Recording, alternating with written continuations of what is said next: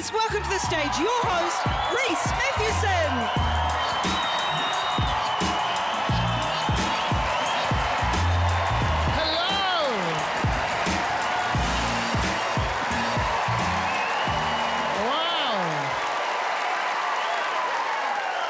The last trip I went on before the world closed down, it was in 2019. I got to go see the Amazon jungle. That was pretty cool. 2 weeks after I left, worst fires it's ever seen. I mean, I don't care. I've seen it.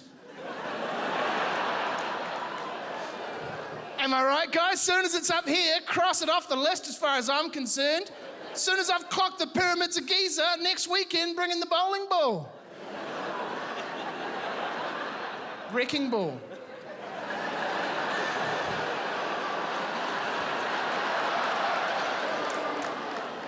You can use a bowling ball. Shit, that's a long weekend, isn't it?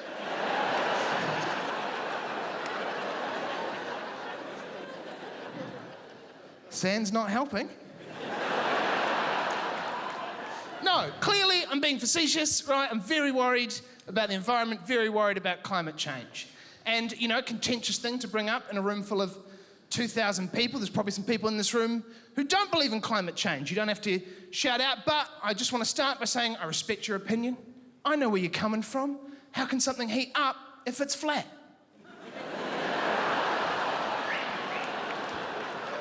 I worry about climate change. And here's what I worry about mainly, is that all of the things that we get told to do as individuals to fix climate change, all the things that it's our personal responsibility to do, they're heroic, but they're not sexy. By which I mean, they're the right thing to do, but they don't feel good while you're doing them. And that makes them a really tough sell to get everyone on board with. Heroic, not sexy. I'll give you an example. Using public transport, catching the bus. Heroic. It's not sexy. You can't be like, hey, let me take you out tonight. Let me take you out. I'll pick you up. I don't know. 6:15, 6:45, 7:15. I can have you home by 11 or 5:30 in the morning. Heroic, not sexy. Recycling. No one wants to recycle. Can we admit that? No one wants to recycle. Oh, what? The truck comes every 2 weeks with the exact amount of time it takes to forget what week it is. So you're just in bed, right? You're in bed and you're asleep and you're safe and you're warm. And then you hear the tinkle tinkle of the truck 2 houses down and you're awake and you're running.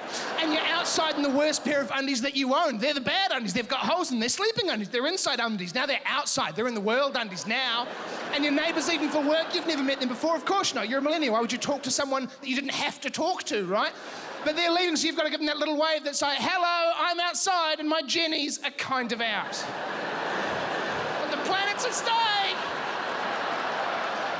All right, I'll try and cleanse that memory before we bring on our first date. I'll finish on this. My favourite genre of YouTube video is deaf babies getting their hearing implants turned on.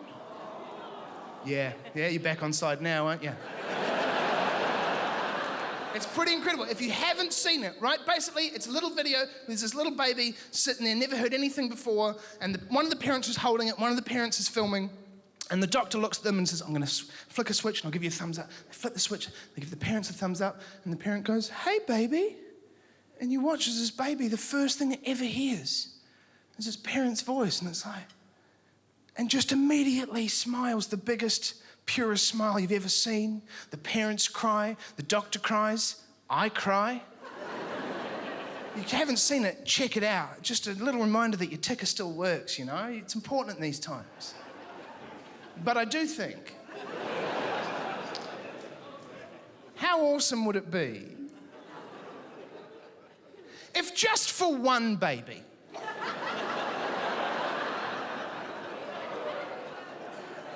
if instead of the first thing it ever heard being its parents' voice, it was the THX noise that used to play before movies?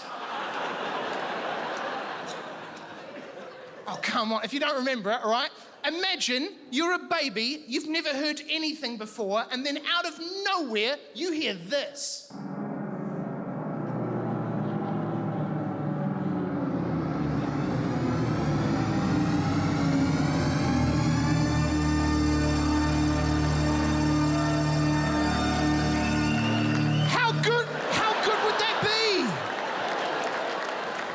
He's either going to grow up to be a genius or explode. All right, are we ready for a great night?